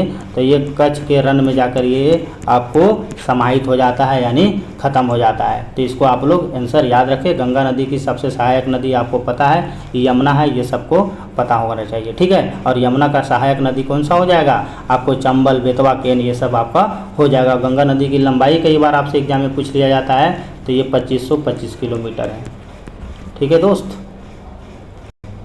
देखिए नेक्स्ट क्वेश्चन कह रहा है कि इनमें सबसे अधिक वर्षा कहाँ होती है? आपसे पूछा जा रहा है कि सबसे ज़्यादा वर्षा कहाँ होता है, तो आपको पता है मेघालय को में मानसीराम एक जगह है जहाँ सबसे ज़्यादा वर्षा होता है। अगर सबसे ज़्यादा पढ़ रहे हैं तो हम सबसे ज़्यादा कम भी पढ़ेंगे, क्योंकि हमको एग्जाम में क्वेश्चन सही करके आना है, हमको जानकारी पूरा लेना है। तो आपको ज़्यादा तो पढ़ लिए आपको मेघालय, ठीक है, के मानसीराम में। चेरापूंजी मत मार देना, चेरापूंजी में भी होता है, लेकिन ऑप्शन में अगर मानसीराम दिया हुआ है तो आपका मानसीराम ज़्यादा आंसर योग्य होगा। तो न्यूनतम वर्षा कहाँ होता है? तो लेह के क्षेत्र में आपको न्यूनतम वर्षा होता है। देखिए नेक्स्ट क्वेश्चन है, विश्व का सर्वोच्च पर्वत शिखर एवरेस्ट नेपाल के किस नाम से जाना जाता है? तो आप लोग पढ़े होंगे कि विश्व का सर्वोच्च पर्वत शिखर जो एवरेस्ट होता है नेपाल में, इसको सागर माथा के नाम से जाना जाता है, ठीक है। तो ये भी इंपॉर्टेंट है आपके एग्जाम के लिए। अगर भारत का सबसे ऊंची चोटी पूछेगा तो क्या आपको लगाना है? तो ये आपको K2 जिसको K2 जिसको गॉडविन अस्टीन भी कहा जाता है, यह कहाँ देखने को मिलता है? तो ये POK के क्षेत्र में आपको देखने को मिलता है। ये भी क्वेश्चन कई बार आपके एग्जाम में पूछा जाता है। अगर आपको पूछा जाएगा वर्तमान आपको भारतीय भूभाग में, अगर भूभाग का बात करेगा तो क्वेश्चन घुमा देगा दोस्त, ठीक है। तीनों कंसेप्ट क्लियर रखो। अगर पूछा जाएगा वर्तमान भारतीय भूभाग में स्थित भारत के सर्वोच्च चोटी, तो आपको ये हो जाएगा कंचनजंगा, ठीक है। तो ये तीनों क्वेश्चन कंसेप्टुअल क्वेश्चन है। हमने आपको बता दिया कि विश्व का सर्वोच्च पर्वत शिखर जो कि आपको माउंट एवरेस्ट है, जो कि आपको 8,848 किलोमीटर है ना माउंट एवरेस्ट का हाइट। हाँ, आपको ये नेपाल के क्षेत्र में देखने को मिलता है, जिसको सागर माथा कहा जाता है। तो एक तो क्वेश्चन ये हो गया, ठीक है। दूसरा आपको मैं बताया कि भारत का सर्वोच्च पर्वत चोटी जिसको केटू बोला जाता है, जिसको गॉडविन स्टोन भी कहा जाता है, ये पीओके के क्षेत्र में आपको देखने को मिलता है। तीसरा क्वेश्चन आपसे पूछ सकता है कि वर्तमान भारतीय भूभाग में स्थित भारत की सर्वोच्च ऊंची चोटी कौन सा हो जाएगा, तो ये आपका कंचनजंगा हो जाएगा। तो ये कंसेप्टेबल पढ़ो तो ज़्यादा याद रख पाओगे, एग्जाम हॉल में आपको सही करके आना है क्वेश्चन, ठीक है। एवरेस्ट की ऊंचाई मैं बता दिया हूँ 8,848 मीटर है, तो इसको भी आप लोग याद रखें। देखिए नेक्स्ट क्वेश्चन है कि भारतीय संविधान की सबसे बड़ी विशेषता क्या है। तो आपको पता है भारत का जो भीमराव अंबेडकर जो योगदान है उनका संविधान का, तो हमें गर्व भी होना चाहिए कि भारतीय संविधान जो होता है सबसे बड़ी विशेषता ये है कि अपना जो संविधान है विश्व का सबसे बड़ा संविधान है, और सबसे बड़ा संविधान है ये बहुत बार इम्पोर्टेंट एग्जाम में पूछा जाता है। तो ये सबसे बड़ी संविधान हो जाएगा। सबसे बड़ा पढ़ रहा है तो हम सबसे पहले छोटा भी पढ़ेंगे। सबसे छोटा संविधान किसका देखने को मिलता है, तो ये आपको यूएसए में देखने को मिलता है सबसे छोटा संविधान। जब भारत शासन अधिनियम जब हुआ था ना, तो भारतीय संविधान में सबसे अधिक भाग कौन सा भाग से लिया गया है, तो भारत शासन अधिनियम जो हुआ था 1935 से लिया गया है। तो ये भी कई बार एक क्वेश्चन आपके एग्जाम में पूछ लिया जाता है। एक क्वेश्चन देखिए आर्टिकल से सेट किया गया है, कह रहा है संविधान के किस अनुच्छेद में वर्णित है कि प्रत्येक व्यक्ति धार्मिक विश्वास और उसके अनुरूप आचरण करने के लिए अपने विचार को दूसरे के समक्ष रखने का स्वतंत्र है, यानी अपने अभिव्यक्ति की भावना वो पैदा कर सकता है। कैसा आर्टिकल आपको 25 में किया गया है। नेक्स्ट क्वेश्चन देखिए क्या कहा गया है, गौ हत्या पर प्रतिबंध लगाने के लिए भारतीय संविधान के किस अनुच्छेद में गौ हत्या पर प्रतिबंध लगाने की चर्चा किया गया है। तो ऐसा कौन सा आर्टिकल में देखने को मिलता है, तो अनुच्छेद 48 को आप अच्छा से पढ़िएगा। उसमें लिखा भी गया है कि आपको भारतीय संविधान के अनुच्छेद 48 में गौ हत्या पर प्रतिबंध किया गया है। तो ये एग्जाम के लिए भी क्वेश्चन बहुत इंपॉर्टेंट है। नेक्स्ट क्वेश्चन देखते हैं, किसको कायम करके शांति और सर्वोत्तम रूप से पाया जा सकता है। देखिए इंपॉर्टेंट क्वेश्चन है, करा है किसको कायम करके शांति और सर्वोच्चतम रूप में पाया जा सकता है। तो इसका जो आंसर होगा आपको क्या क्या हो जाएगा आपको, तो आंसर आपका ये समानता को पा के भी सकते हैं, स्वतंत्रता को भी कर सकते हैं, न्याय को भी कर सकते हैं। ये तो इसका आंसर उपरोक्त में से एक से अधिक होना चाहिए जी, ठीक है। तो इसका जो आंसर हो जाएगा आपको क्या हो जाएगा, उपरोक्त में से एक से अधिक हो जाएगा, ठीक है। 76 नंबर का क्वेश्चन आपका डी हो जाएगा। ये सारे भावनाएं रहेंगे तब तो हम इस पर शांति पा सकेंगे, ठीक है। कटुता की भावना, देश की भावना रखोगे तो ऐसे फिर दिक्कत हो जाएगा। तो इसका जो आंसर होगा आपका डी होगा। देखिए 77 नंबर क्वेश्चन है, 1943 में भारत के किस राज्य में भयानक अकाल पड़ा था। तो आप लोग पढ़ा होगा कि आपको जो बंगाल के क्षेत्र में जो होता है एक बार सबसे भयंकर अकाल पड़ा था, यानी आंसर आपका सी हो जाएगा। 78 नंबर क्वेश्चन है, यदि धन यानी मुद्रा बहुत अधिक हो तो माल बहुत कम हो तो इस स्थिति में क्या होता है। ये बहुत इंपॉर्टेंट क्वेश्चन है, कई बार आपके एग्जाम में ये क्वेश्चन पूछा गया है, ठीक है। अगर आपके पास देखिए क्वेश्चन क्या कर रहा है, 78 नंबर कर रहा है, अगर आपके पास मुद्रा बहुत अधिक हो और वस्तुएं की मात्रा कम हो जाए, पैसा बहुत है, ठीक है, और आपका वस्तु की मात्रा कम हो जाए, जैसे आपके पास 1 लाख रुपया और नमक बहुत सस्ता हो जाए, तो उसका कोई मतलब बनेगा नहीं, बनेगा ना। तो उसी स्थिति में आपको मुद्रास्फीति कहा जाता है। तो ये एग्जाम के लिए इंपॉर्टेंट है, ठीक है। मुद्रा जो होता है मुद्रास्फीति, मुद्रा संकुचन के तत्काल में इसे रोका जाता है, ठीक है। अब मुद्रास्फीति का क्या मतलब होता है, तो मुद्रास्फीति का मतलब वही बताए थे, मुद्रास्फीति में क्या होता है, वृद्धि होता है। नेक्स्ट क्वेश्चन देखिए क्या कर रहा है, केंद्र और राज्य के बीच कर संसाधनों को वित्तीय वितरण निपटारा निम्नलिखित में से किसके द्वारा किया जाता है। तो ये किसके द्वारा किया जाता है, ये भी क्वेश्चन देखो, ठीक है। तो ये क्वेश्चन आपको वित्त मंत्रालय के द्वारा किया जाता है, और वित्त आयोग के द्वारा किया जाता है। क्वेश्चन इंपॉर्टेंट जी, वित्त आयोग आर्टिकल 280 में वित्त आयोग का चर्चा किया गया है। ये क्वेश्चन कई बार आपके एग्जाम में पूछा जाता है। वित्त आयोग का गठन आपको पता है 5 वर्षों पर किया जाता है। किसके द्वारा किया जाता है, ये राष्ट्रपति के द्वारा किया जाता है 5 वर्षों पर। चलिए नेक्स्ट क्वेश्चन देखते हैं। ये नाबार्ड भी कई बार आपके एग्जाम में क्वेश्चन पूछा गया है, ठीक है। नाबार्ड देखिए राष्ट्रीय कृषि और ग्रामीण विकास बैंक नाबार्ड की स्थापना किस पंचवर्षीय योजना की अवधि में किया गया था। देखो आप डेट याद रखना, डेट से आप डिसाइड कर लोगे खुद। ये जो होता है आपको पढ़े होंगे आप लोग कि आपको 12 जुलाई 1982 को 12 जुलाई 1982 को जो होता है आपको नाबार्ड की स्थापना किया जाता है। तो आप उससे याद कर लो आपको कौन सा पंचवर्षीय योजना में आ जाएगा। तो 82 किस में आ जाएगा आपका, ये आपका कौन सा ऑप्शन है? चौथी पंचवर्षीय योजना, हाँ, पाँचवीं, दूसरी, पहली, ये सब तो आंसर नहीं होगा यार। आंसर आपका हो जाएगा ई हो जाएगा, उपरोक्त में से कोई नहीं, क्योंकि आपका उधर जाओगे ना 82 में कौन सा पंचवर्षीय योजना, उसी से आपको आइडिया लगा लो कौन सा पंचवर्षीय योजना, यानी आपका छठी पंचवर्षीय योजना हो जाएगा। ठीक है, 82 में छठी पंचवर्षीय योजना है।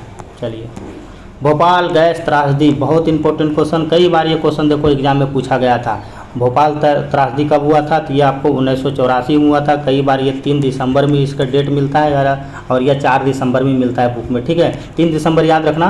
3 दिसंबर 1984 में आपको पता है भोपाल में यूनियन कार्बाइड का जो फैक्ट्री होता है उसमें जहरीला गैस आपको मिथाइल आइसोसाइनेट, देखो ये याद रखना। ठीक है, मिथाइल आइसोसाइनेट, साइनोड जो होता है इसमें क्या होता है कि मिथाइल आइसोसाइनेट जो होता है उसमें आपको फैक्ट्री में आग लग जाता है, जिसके कारण कई हजार लोगों का मृत्यु हो जाता है। तो ये क्वेश्चन आपके एग्जाम में पूछा जाता है। ये भोपाल में ये कांड हुआ था। ठीक है, किसके कारण हुआ था? तो वहाँ पे आपको मिथाइल आइसोसाइनेट जो जहरीला आपको गैस था, उसी में जो कंपनी था ना उसका, भोपाल में जो यूनियन कार्बाइड का जो फैक्ट्री था जिसमें आपको मिथाइल आइसोसाइनेट बन रहा था, उसी में ये आग लग जाता है, जिसके कारण ये भोपाल गैस त्रासदी हुआ था। ये बहुत इंपॉर्टेंट है जी। चलिए नेक्स्ट क्वेश्चन देखते हैं। महात्मा गांधी जी ने लॉर्ड इरविन को लिखे अपने पत्र में कितने मांग की थी, जिसमें से कुछ गांधी जी इरविन समझौता के रूप में स्वीकार किया गया था? हाँ देखिए, लॉर्ड इरविन के द्वारा जो आपको इरविन समझौता किया गया था, ये भी क्वेश्चन ठीक है, कई बार पूछा आपके एग्जाम में। तो ये जो किया गया था आपको 11 मांगे किया गया था। इसमें जो आंसर होगा आपको उपरोक्त में से कोई नहीं हो जाएगा। तो इसीलिए 5 ऑप्शन दिया आयोग। ठीक है, 5वां ऑप्शन आपको संभल के बनाना है। 11 मांगों की चर्चा किया गया था, तो ये आपके लिए इम्पोर्टेंट है, इसको आप लोग को याद रखना है। ठीक है, ये कब हुआ था? तो ये आपको पता है 30 जनवरी को हुआ था। ठीक है, 30 जनवरी 1930 ईस्वी को। आपको कौन सा गांधी जी कौन सा पत्रिका लिखे थे? यंग इंडिया, कई बार ये क्वेश्चन भी पूछा है। यंग इंडिया में आपको यंग इंडिया के माध्यम से गांधी जी के द्वारा 11 सूत्री मांग की चर्चा किया गया है। ठीक है, इसमें बहुत सारा चीज़ें मांगा गया था, तो इसको भी आप लोग याद रखना। देखिए नेक्स्ट क्वेश्चन है, भारत ने अपने पहले परमाणु बम का परीक्षण कब किया गया था? तो परमाणु परीक्षण आपको पता है 1974 में किया गया था। तो ये भी इंपॉर्टेंट है, इसको भी आप लोग याद रखना। पहला परमाणु परीक्षण आपको पता है 1945 में किया गया था। ठीक है, परमाणु परीक्षण जिसका कोड का नाम भी दिया गया था स्माइल बुद्धा। बहुत बार आपके एग्जाम में ये क्वेश्चन पूछा गया था, कहाँ किया गया था? तो आपको ये USA में किया गया था। देखिए नेक्स्ट क्वेश्चन है, दुनिया का सबसे व्यस्त समुद्री मार्ग कौन सा है? तो दुनिया का सबसे व्यस्त जो समुद्री मार्ग है आपका, वो हो जाएगा आपको उत्तरी अटलांटिक समुद्री मार्ग, यानी आंसर आपका सी हो जाएगा। ये कई बार एग्जाम में पूछा हुआ है। और सबसे अधिक व्यस्त अगर नहर आपसे पूछता है ना, नहर, तो आपको कील नहर लगाना है। कील नहर सबसे व्यस्त है। और सबसे व्यस्त अगर नदी पूछेगा, नदी, तो वो तेल वाला नदी जिसको नाइजर नदी कहा जाता है, राइन नहीं, राइन नदी जी, राइन नदी, तेल वाला नाइजर वाला है। ठीक है, तो उसको भी आप लोग याद रखना। चलिए नेक्स्ट क्वेश्चन देखते हैं। गाछ रूमुल अच्छी निम्नलिखित में से किसकी रचना है? देखिए ये इंपॉर्टेंट पुस्तक दिया गया है, उसी से क्वेश्चन पूछा रहा है। गाछ रूवल अच्छी निम्नलिखित में से किसकी रचना है? ये जो रचना किया गया था आपको श्री कमलाकांत झा के द्वारा किया गया था। स्वर्गीय रामविलास पासवान किस वर्ष बिहार विधानसभा के सदस्य बने थे? देखो इधर बिहार स्पेशल आपसे पूछ रहा है क्वेश्चन, तो ये किस वर्ष बने थे? तो ये बने थे 1969 में बने थे। इसका आंसर आपका सी हो जाएगा।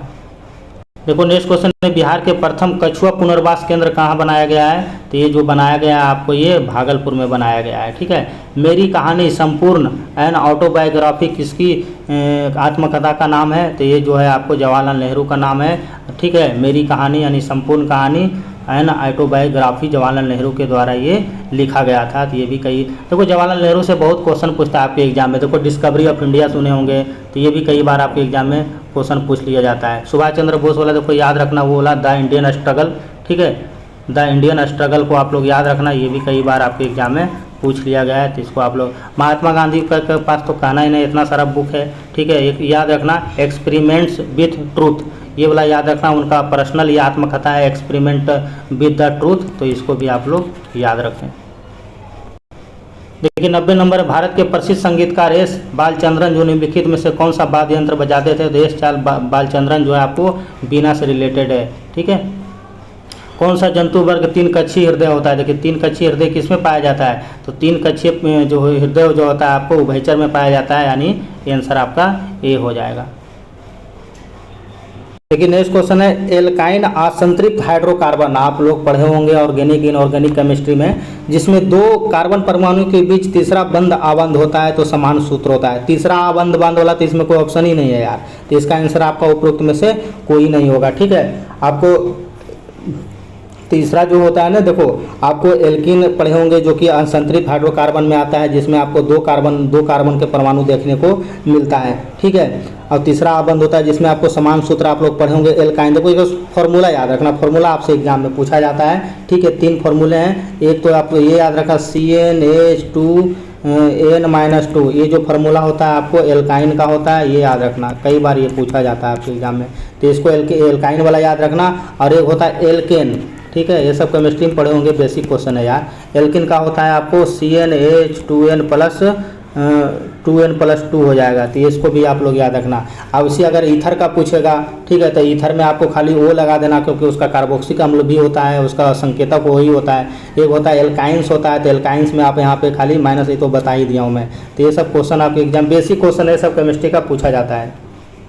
देखिए अगला क्वेश्चन क्या करा है ठोस CO2 को शुष्क बर्फ क्यों कहा जाता है। अच्छा देखो क्वेश्चन यहाँ पे थोड़ा सा मॉडरेट किया है क्वेश्चन को, कई बार आप लोग पढ़े होंगे, सीधा सीधा टेस्ट में मिलता होगा कि ठोस बर्फ कैसे कहा जाता है, तो CO2 को कहा जाता है। लेकिन यहाँ क्वेश्चन देखो पूछ रहा है आपसे कि इसको क्यों कहा जाता है। देखो इसलिए इसको कहा जाता है ना आपको, कि जब भी आपको ठोस कार्बन डाइऑक्साइड को शुष्क बर्फ इसलिए कहा जाता है क्योंकि जब दाब को आपको 1 एस्ट्रोमीटर को कम करोगे, यानी 1 एस्ट्रोमीटर से इसको कम करोगे, तो यह क्या होता है, सीधे गैसीय अवस्था से ठोस अवस्था में बदल जाता है, यानी सीधा गैस से क्या होता है, ये ठोस अवस्था में बदल जाता है। इसी कारण इसको आपको CO2 को शुष्क बर्फ कहा जाता है, तो इसको भी आप लोग याद रखना।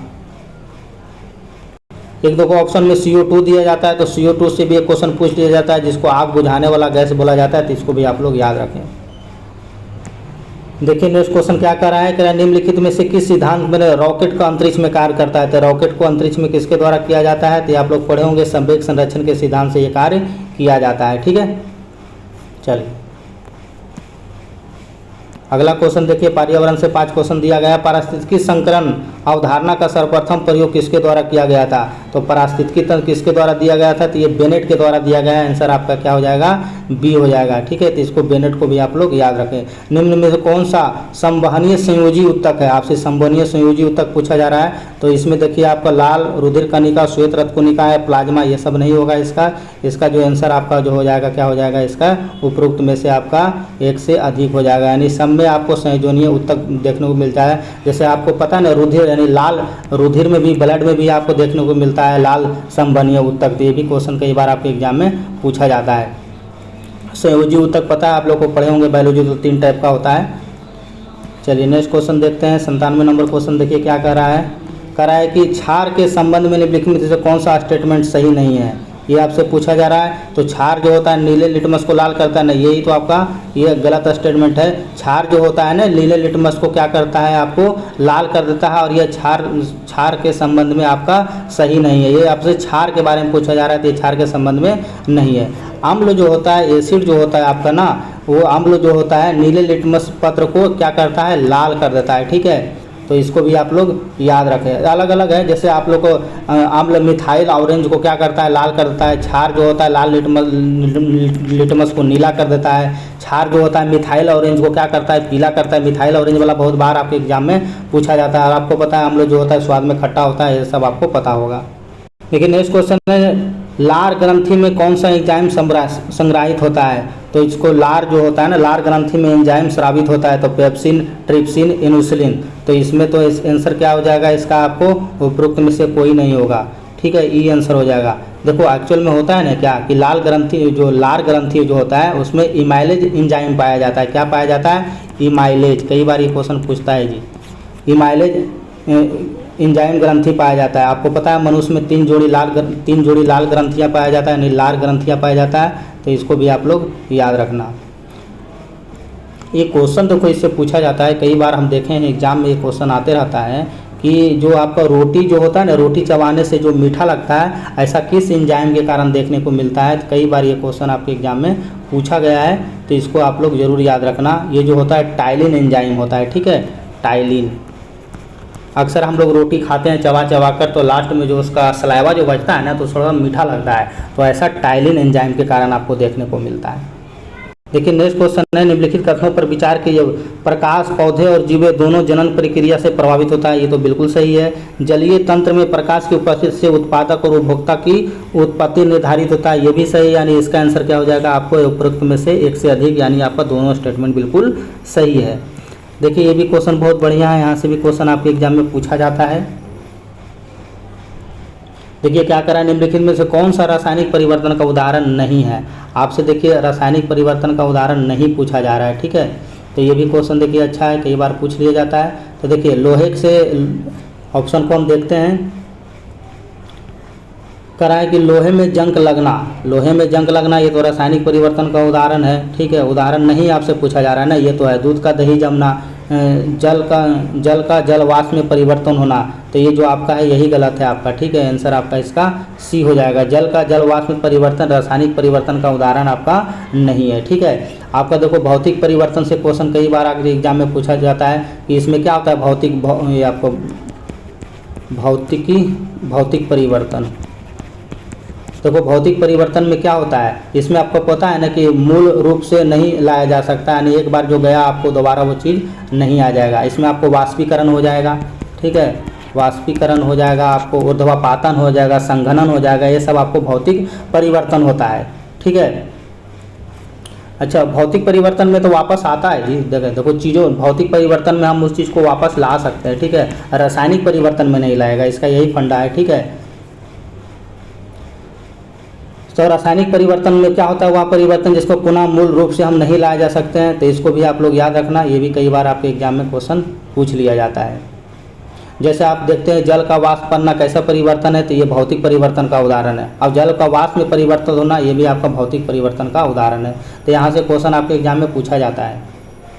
लेकिन नेक्स्ट क्वेश्चन है, आपको शक्ति का एसआई मात्रक पूछा जा रहा है, तो शक्ति का एसआई मात्रक सबको पता होता है, ये आपका वाट होता है। तो कुछ है जो इसको आप लोग को याद रखना है, जैसे आपको ऊर्जा का आप लोग पढ़े होंगे, ऊर्जा का क्या होता है, ऊर्जा को जो होता है आपको जूल होता है, तो इसको आप लोग याद रखना। एक होता है आपको उष्मा का भी जूल होता है, एक होता है इसको याद रखना ठोस कोण वाला याद रखना, जो ऐसा जो 7 होता है ना बेसिक ठोस कोण का स्टेरेडियन होता है, स्टेरेडियन। तो ये सब है आपको याद रखना है। एक अश्व शक्ति में 746 वाट होता है, ये भी कई बार आपके एग्जाम में पूछा गया है, तो इसको भी आप लोग याद रखें। देखिए नेक्स्ट क्वेश्चन है, वायुमंडलीय दाब का इकाई होता है, तो वायुमंडलीय दाब का जो होता है, वायुमंडलीय दाब का इकाई क्या होता है, पास्कल, न्यूटन मीटर स्क्वायर, बार। तो ये तो हम लोग पढ़ेंगे, सब लोग इसको पढ़ा होगा कि वायुमंडलीय दाब का बार होता है, लेकिन इसमें जो होगा आंसर होगा उपरोक्त में से एक से अधिक हो जाएगा। वायुमंडलीय दाब का जो होता है ना आपको पास्कल भी होता है और न्यूटन मीटर प्रति स्क्वायर भी होता है और ये बार भी होता है, तीनों होता है, तो इसको आप लोग याद रखना। लेकिन एसआई यही क्वेश्चन अगर पूछता आपके कि वायुमंडलीय दाब का एसआई मात्रक क्या होता है, तो एसआई मात्रक मेरे दोस्त पास्कल होता है, इसीलिए 5वां ऑप्शन लाया गया आपको लिए, ठीक है। और न्यूटन का क्या होता है, न्यूटन का एसआई मात्रक क्या होता है, यानी बल का जो मात्रक होता है आपको, बल का क्या होता है आपका एसआई मात्रक न्यूटन होता है। 1 न्यूटन बराबर कितना होता है, ये भी कई बार आपके एग्जाम में पूछा गया है, तो 1 न्यूटन बराबर 10⁵ डाइन होता है, तो इसको भी आप लोग याद रखें। कई बार सीजीएस भी पूछ लेता है, सीजीएस मात्रक भी पूछ लेता है, बल का सीजीएस मात्रक क्या होता है, तो ये आपका डाइन होता है। तो ये 4-5 फैक्ट है जहाँ से पूछेगा आपके एग्जाम में। नेक्स्ट क्वेश्चन है, जब प्रकाश सघन माध्यम से विरल माध्यम में प्रवेश करता है तो उसकी गति पर क्या प्रभाव पड़ता है, 2 गुनी हो जाता है, 4 गुनी हो जाता है, नहीं ऐसा कुछ नहीं है। इसका जो आंसर हो जाएगा आपका उपरोक्त में से कोई नहीं हो जाएगा। जब आप लोग पढ़े होंगे ना ये फिजिक्स वाला चैप्टर होगा, जब प्रकाश एक माध्यम से दूसरे माध्यम में जाता है तो माध्यम में जाता है तो इसकी गति क्या हो जाता है, मोमेंटम जो होता है इसका बढ़ जाता है। एक क्वेश्चन देखो यहाँ से पूछता है, रोमर जो था ना, रोमर नाम सुना होगा आप लोग पढ़े होंगे, रोमर जो होता है सबसे पहले प्रकाश का वेग निर्धारित करता है, तो प्रकाश का वेग सबसे पहले किसने निर्धारित किया था, तो रोमर किया था। प्रकाश का वेग सबसे ज़्यादा किस में होता है, ये बेसिक क्वेश्चन है, निर्वात में होता है। कितना होता है, तो 3 × 10⁸ मीटर प्रति सेकेंड होता है। ये कई बार आपके एग्जाम में प्रश्न पूछ चुका है। लेकिन नेक्स्ट क्वेश्चन है, निम्नलिखित में से कौन यह बताता है कि तत्वों के गुण उसके परमाणु संख्या के आवर्धिक होते हैं, तो ऐसा किसमें बताया गया है, तो आपको आधुनिक आवर्धित नियम पढ़ोगे तो इसमें आपको ये सारे जानकारी आपको देखने को मिल जाएगा। देखिए नेक्स्ट क्वेश्चन है, गति करते हुए एक कार विपरीत दिशा में जाती है और हवा का सामना करती है, कार का हवा द्वारा किया गया कार्य क्या हो जाएगा, तो इसमें जो कार्य हो जाएगा क्या हो जाएगा आपको ऋणात्मक हो जाएगा। ठीक है। आपको पता है घर्षण की दिशा में जो भी कार्य करता है क्या होता है, जब भी फ्रैक्शन होता है ना तो चीज़ों में, तो इसके द्वारा किया गया कार्य हमेशा नेगेटिव होता है। ये क्वेश्चन थोड़ा सा अच्छा दिया गया है।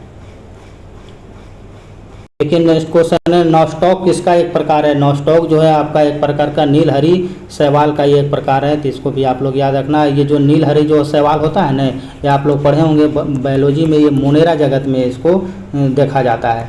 चलिए नेक्स्ट क्वेश्चन देखते हैं।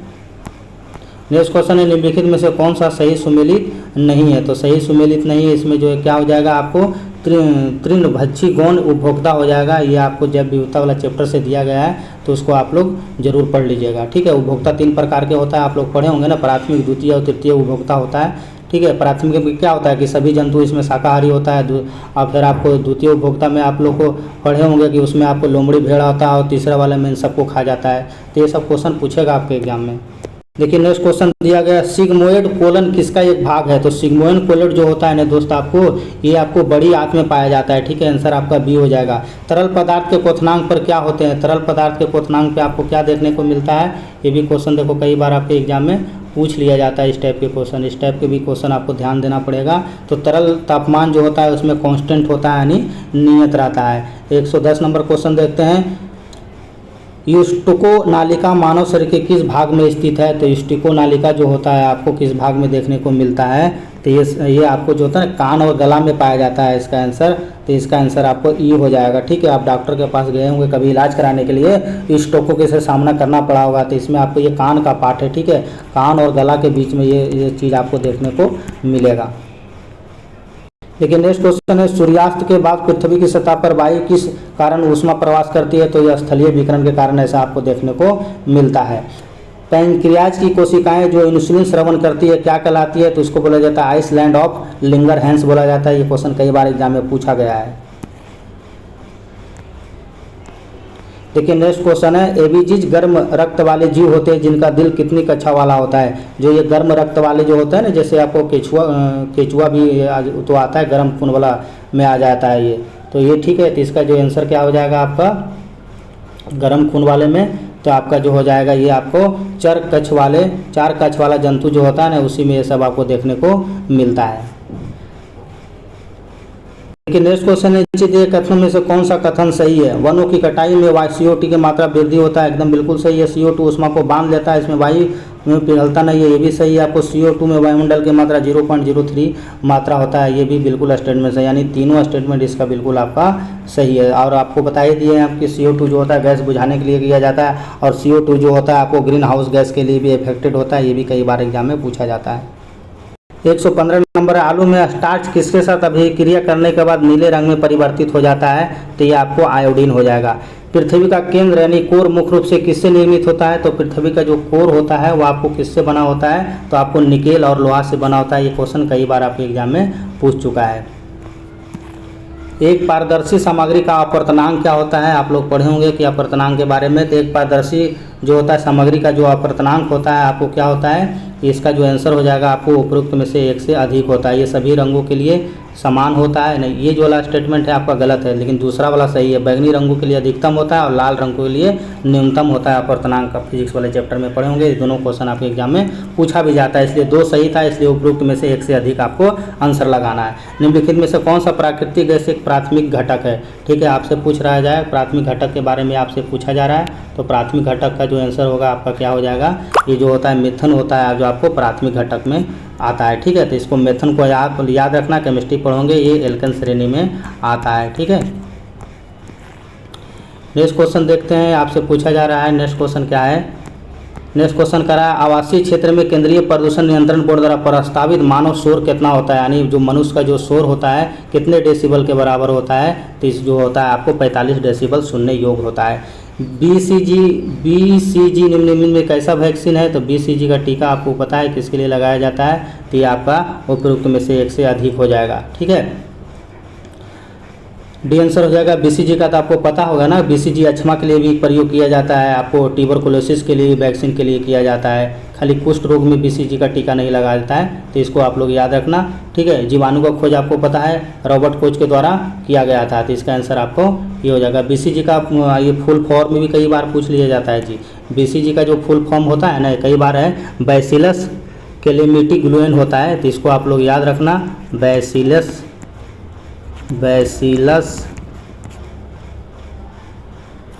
Calamity Guérin.